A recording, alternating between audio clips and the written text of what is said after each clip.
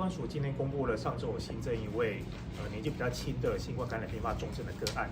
他是一位南部未满1岁的男婴，那本身是没有先天的病史啊，不过他是没有接种过这个新冠病毒的疫苗，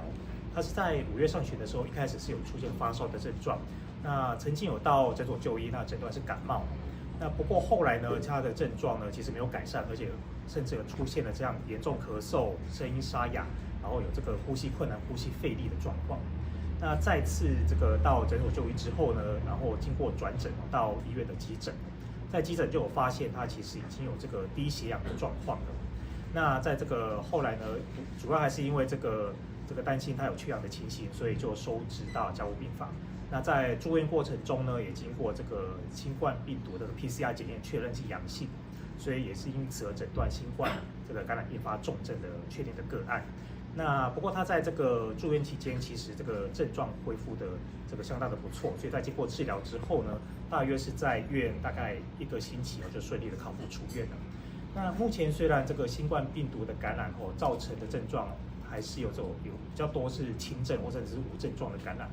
不过还是有部分是有这个并发造成中重症的这个可能性。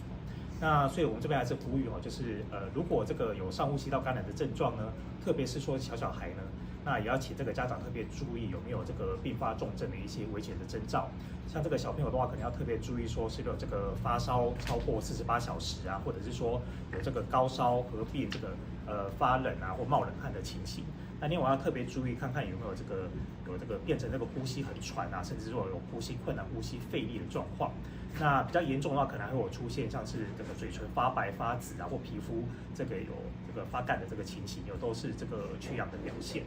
那此外，那个小朋友可能要特别注意说，看有没有这个意识不佳，或者是说这个没有办法吃东西，这个食欲下降、活动力下降，甚至是有这个明显的尿量减少这些状况。那这些都是有可能因为这个感染有并发这个重症的一些这个危险的这个前兆。那如果出现这些症状的话，一定要尽早的这个送医了，然后才可以尽快的这个获得妥善的治疗跟照顾。